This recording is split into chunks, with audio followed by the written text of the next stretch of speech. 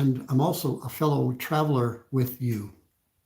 I'm going live today to talk about something near and dear to my heart that I have thought about for years, actually decades. And it's a part of the whole study on New Era and the introduction to New Era that I wrote years ago. And it's about relationship versus function. So I'm just going to jump right in because my heart is to express to you, can these two work together? I think most of us in the church society, in the culture of church, not the culture that we are the church, but in the culture of the corporate organized church, a lot of our connections have been based on function, programs in the church, in or outside the church, right? A lot of our relationships begin in a functioned program. Maybe it was a feeding program or a healing program or a teaching program, whatever it was. You came into a group because you were interested in the topic or the subject, or you were interested in the work. Maybe it was the humanitarian work, and you just loved it, so you came into it, and there you met someone. Now, the thing about that is, that's fine because we meet those people, and Lord willing, those continue. A lot of times they don't. That's what I've discovered. Crystal and I have discovered that a lot of times those types of function-based relationships don't tend to go past the group you are part of. Now, is that wrong? No, it's not wrong, but it's not my heart. And that's what I wanted to talk to you about. Why is relationship first so important? I think it really hit me. Well, first of all, in 1990, I got gobsmacked. Anybody watching from England, there's a term for you that we don't use very often here in the US. Gobsmacked. I was totally gobsmacked. In 1990, I hit a wall that I call the wall of relationship. My life had been about function. It had been about producing good things. It wasn't bad things, it was good things. There's nothing wrong with that. I want to produce things. But my life was based around producing. And all of a sudden, I hit a wall that I call the wall of relationship. I could not go under it, around it. It was too thick to go through it, too high to go over. And I was faced with myself and relationship. What was I going to do about it? I had to make a commitment to myself because of my personality type is a bit driven at times. You can talk to Crystal about that. I needed to find a way to make relationship a part of my life. Otherwise, I needed to make it a priority in my life. And so I did. Now, am I good at it? I'm getting better. Well, throughout the years, I've gotten a little better each time. I remember one of the first things, we were at a conference and I was playing piano for a friend of ours, Bob Book, talking with someone, but it was a whole group of people and I was looking all around and just what's happening. But this person was very intently trying to talk to me, and a friend of ours walked up. She made the statement, "Be present in the moment." That really got me, and that helped me move forward. I realized I was in Italy. It was 2005. And if you haven't heard this story, I'll put a link to it because it's really my journey back to my tribe. I had gotten away from my tribe. And in 2005, something radical happened to the movement that I was a part of, we were all cut loose. Everything just changed like overnight. I mean, literally hundreds of ministries and churches kind of dissolved in a sense of each other belonging to each other in the course of a month. And I was in Italy, and this leader, apostolic leader of this group, had invited me to come speak as a keynote speaker to their, it was approximately 50 churches from around Italy. But I wasn't given anything. I wasn't really, I just wanted to be with people. I was looking for something, but I didn't know what I was looking for.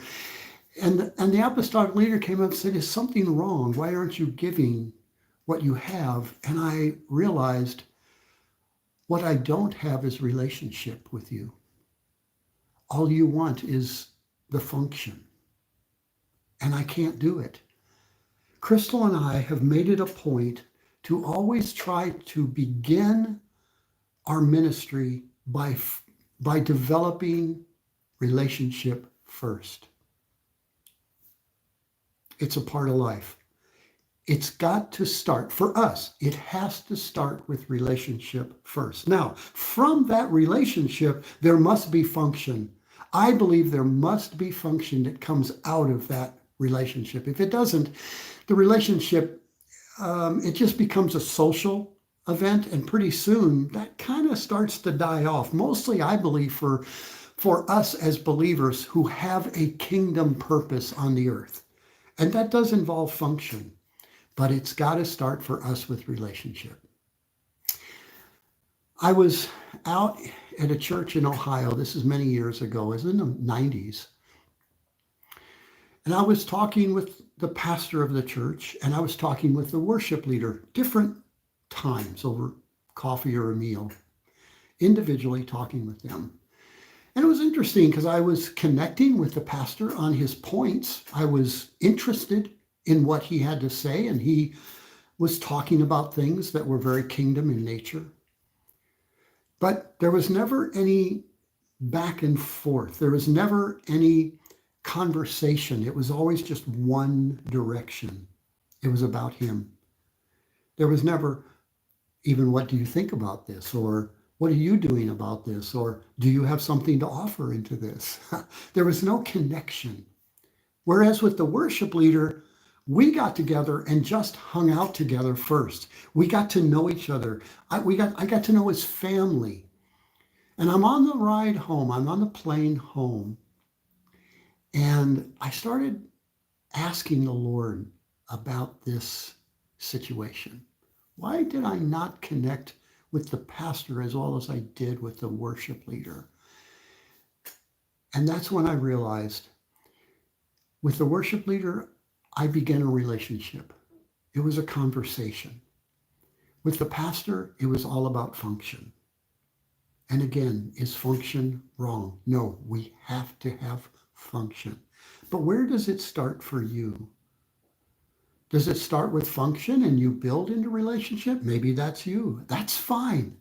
It's not a judgment call. It's a personal desire on my life and my wife's life. We want to build from relationship first, because when I know that, whatever God brings into our path, we will be building together. That's both in our marriage, our family, and with friends. When I build a relationship, it's then when we talk about things with them and we go, oh, we'd love to do that. Let's do it. Let's do that.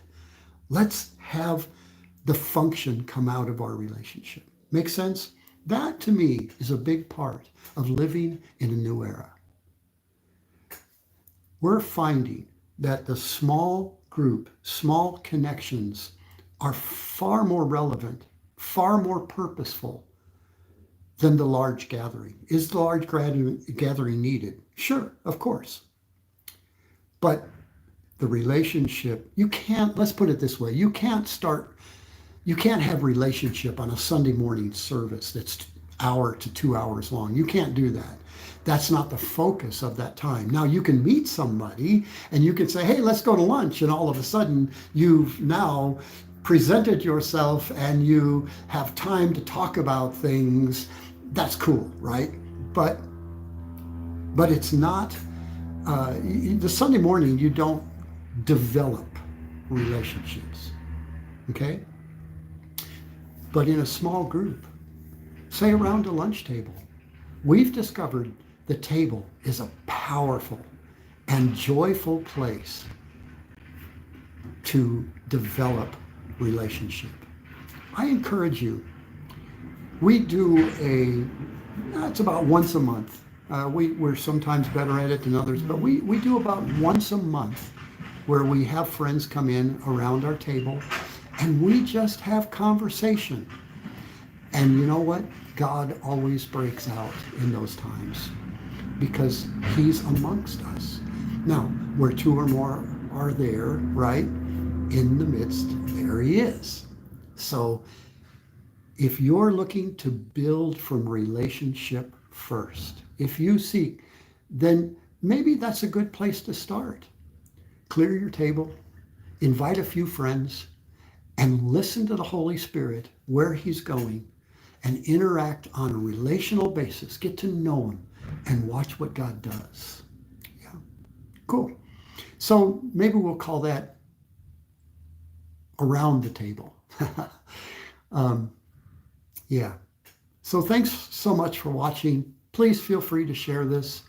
If you haven't subscribed to the newsletter on Substack, please do. Just go to byroneasterling.com. That'll get you there, and you can subscribe to the newsletter, and you'll get this every week in an email. Or you can simply subscribe on YouTube, press the button, and you'll get an update on the EXP Weekly newsletter. Go live. Cool. All right. We'll talk to you later. Now, this is where I always know, how do I get out of here? That's what I want to know. Let's try this.